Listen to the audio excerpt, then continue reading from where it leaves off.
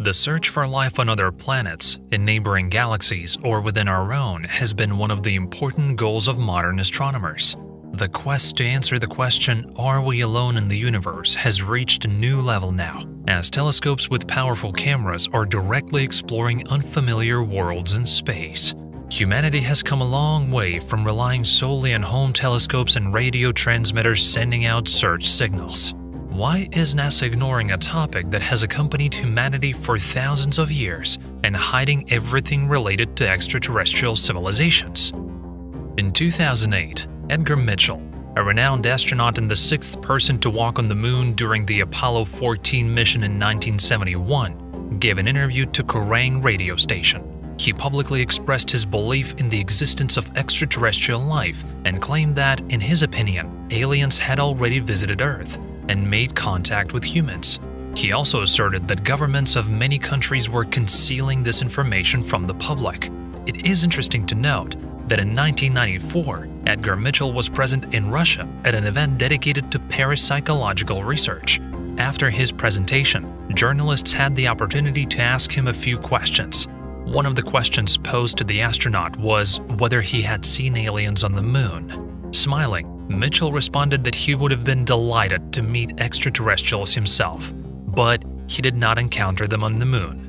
The significant change in a person's opinion, especially someone familiar with space exploration over a span of 14 years, raises questions about the underlying reasons.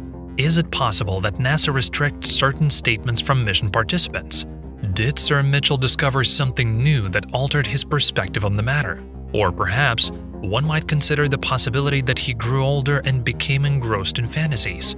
It's worth noting that at the time of the Kerrang! Interview, Mitchell was 77 years old.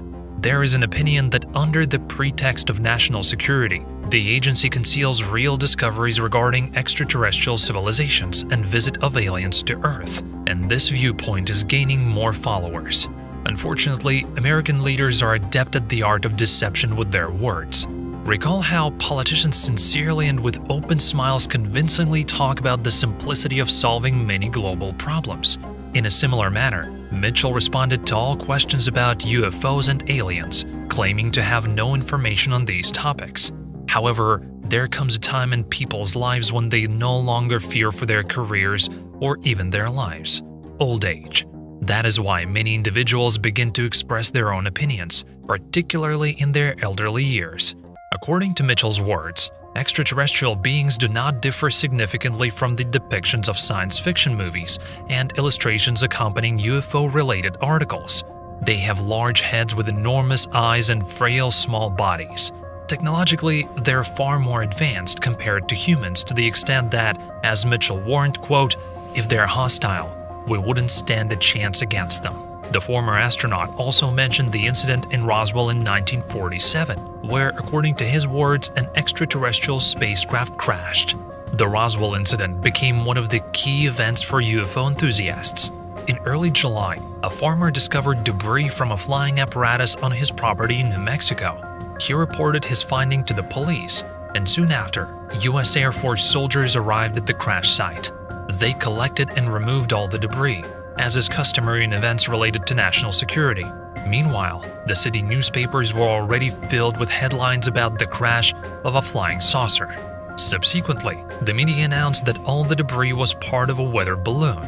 In the late 1990s, the story gained new details when the Air Force Press Service disclosed information about monitoring the placement of Soviet nuclear weapons using airborne balloons. One of them crashed above a farm in Roswell. Despite the released report, the city did not cease to be a pilgrimage site for enthusiasts of paranormal phenomena. Let's return to the high-profile interview of astronaut Edgar Mitchell. He stated that over the past 60 years, extraterrestrials have visited the planet on multiple occasions, and he himself was fortunate enough to witness such a visit. Mitchell refers to the press, claiming that one can learn about many similar events through newspapers, as they eagerly cover each one. Soon after, NASA responded to the media. A representative of the agency stated that NASA does not engage in tracking UFOs and has no connection to information regarding the existence of extraterrestrial life on Earth or anywhere else in space. At the same time, the representative acknowledged Mitchell as an outstanding American, but emphasized their disagreements on this matter. What do former NASA employees, no longer bound by corporate agreements on consensus, say about extraterrestrial beings? Richard Hoagland, a former NASA employee, expressed his viewpoint in his interview. "I believe that the Apollo project confirmed the existence of an ancient, albeit human, civilization on the moon. It was established by our ancestors so long ago that it makes us wonder.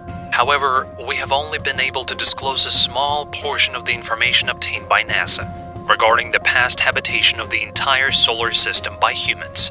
Richard Hoagland is known to Americans and the popular science community as a writer and conspiracy theorist.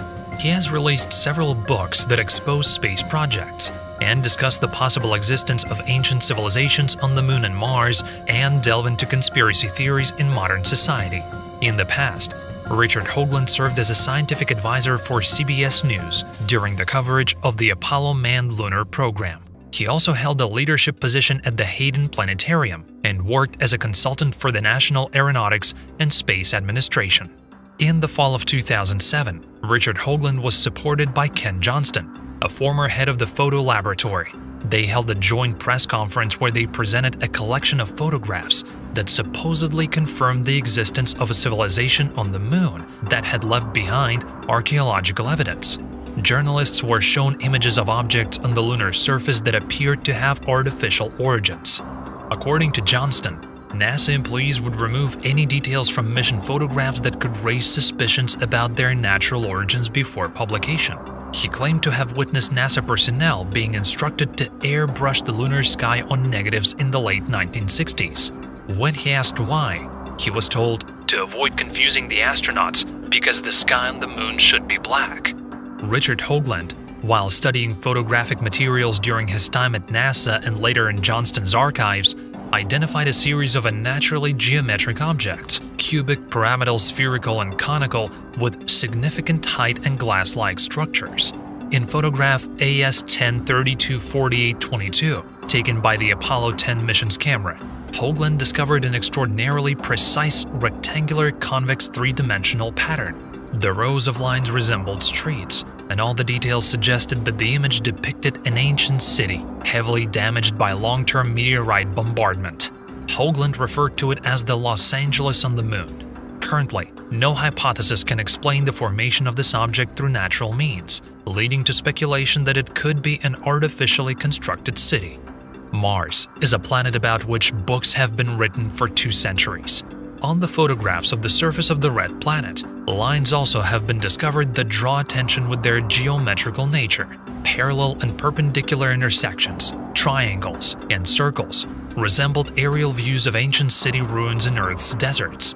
In response to numerous questions from the public, NASA stated that these were tricks of light and shadow, the consequences of erosion, soil displacement, and other processes natural to Mars.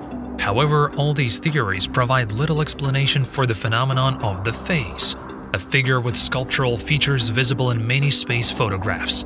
In order to refute its artificial origin, a series of photographs of the Martian region called Cydonia, where the object of interest is located, were taken in succession. Unfortunately, the first photo taken in 1976, which caused a sensation and sparked speculation about extraterrestrial civilizations, turned out to be deceiving. High-resolution imaging with varying lighting conditions reveals a hill and a small desert, bearing no resemblance to the face depicted in the initial photograph. In their defense, proponents of the Martian civilization theory accused NASA of deliberately manipulating the color corrections of the newer generation of photographs. They argue, quote, "The planet's surface is not bright red as you claim. It resembles Arizona, blue sky, reddish-brown soil, and gray rocks." By making Mars unlike Earth, scientists eliminate excessive hopes of ancient cities' existence. At least, this is the viewpoint held by supporters of the space agency conspiracy theory. NASA has ceased to remain silent about extraterrestrials. Unidentified aerial phenomena, as they are referred to within the agency, are events in the sky that cannot be identified as conventional aircraft, drones, or known natural phenomena. They are of interest from the perspective of national and aviation security. Today, such investigations align with one of the goals of the agency. NASA's primary focus is to determine what data can be collected to scientifically understand the nature of UAP and ensure flight safety. In 2022, NASA selected 16 participants to form an independent group of scientists dedicated to studying unidentified aerial phenomena or unidentified flying objects. Over the course of 9 months, data collected from civilian, governmental, commercial projects, and other sources will be gathered and analyzed by the independent group. This process aims to unravel the nature of UAPs. Subsequently, NASA will propose a roadmap for future collection and analysis of data on celestial events. This study will focus on solely non-classified data. The group's comprehensive report with conclusions is expected to be published in mid-2023.